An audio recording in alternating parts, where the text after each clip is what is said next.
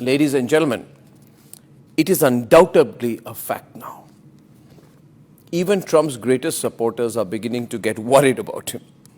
And they've realized that even if he's not on the losing side, he's certainly not winning this. And the reason for this is because Trump is changing its goalposts. America has begun changing its goalposts. Let me tell you how. They're changing the agenda. They're not talking about regime change anymore. They're changing the goalpost itself, which is a sign that they're losing confidence. They're not in control. They don't know what's next. They're not working to a clear strategy. On day one, when Trump launched Operation Epic Fury, he said it was to defend the American people against the imminent threats of the Iranian regime. He said, when we are finished, take over your government. To the great, proud people of Iran, I say tonight that the hour of your freedom is at hand. Stay sheltered. Don't leave your home. It's very dangerous outside. Bombs will be dropping everywhere.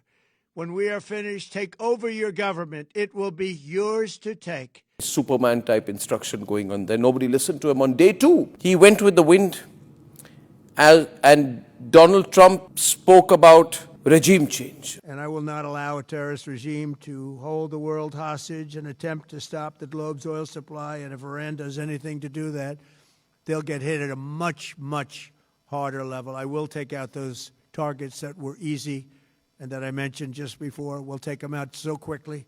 Earlier, they spoke about self-determination by the Iranians. Then they started to talk about regime change.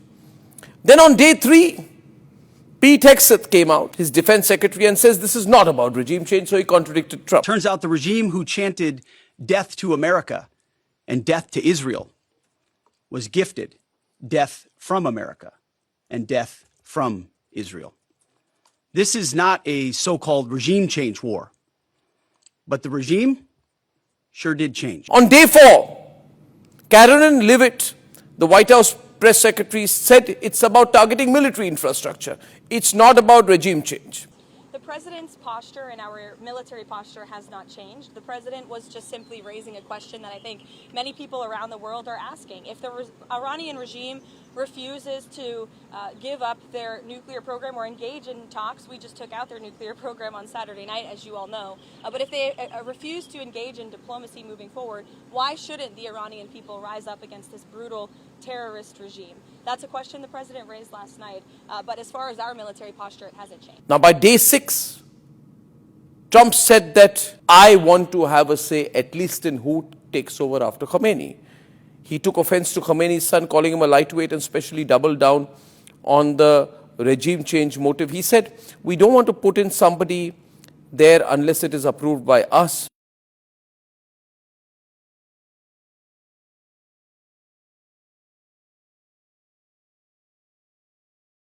But by day 10, America once again made it about the objective being military.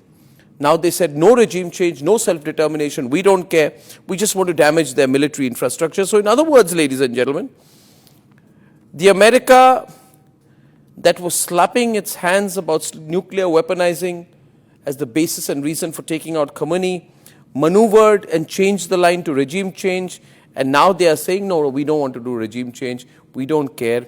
We just want to destroy a little bit of their military infrastructure. Now, ladies and gentlemen, here are 5 reasons which make it amply clear to me and to the Republic Media Network that America is totally unclear and out of control, despite everything that Fox News may say. They're out of control in what they are claiming they want to do in Iran.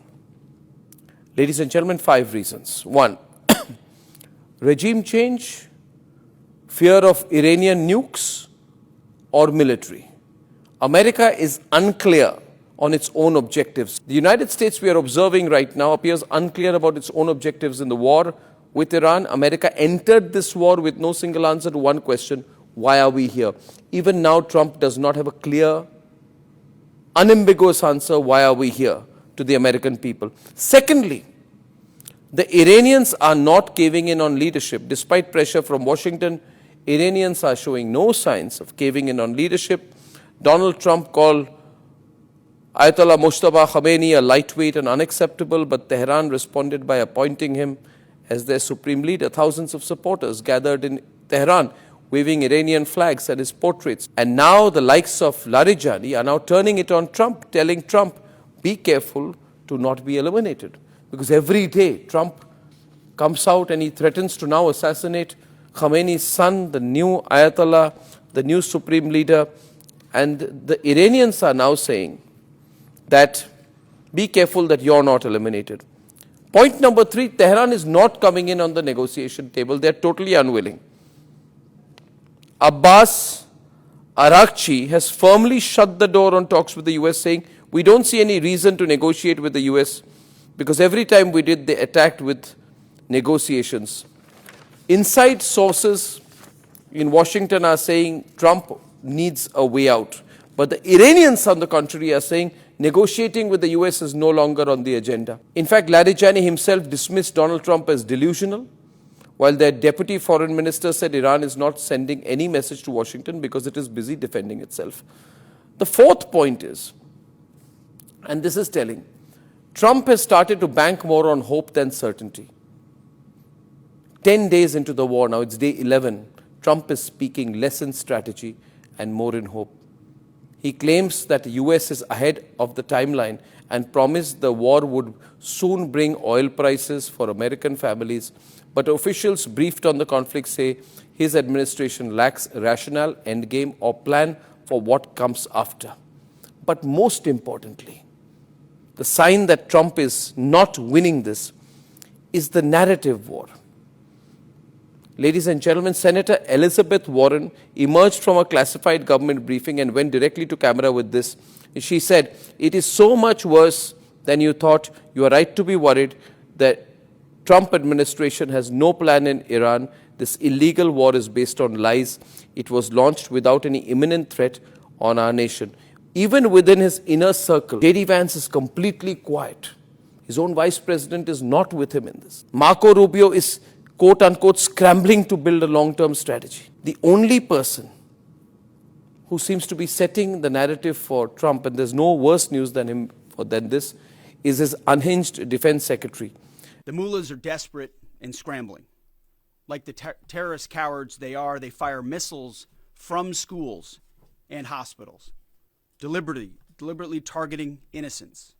On day 10 of Operation Epic Fury, we are winning, with an overwhelming and unrelenting focus on our objectives, which are the same as the day I gave my first briefing here on Operation Epic Fury. Ladies and gentlemen, if the President of the United States is not winning the narrative, then he is drowning with it.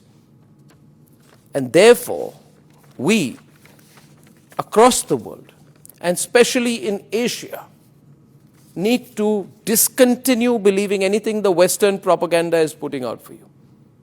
The Western propaganda, the Western media, they've had it too good for too long. It is time to challenge their hegemony.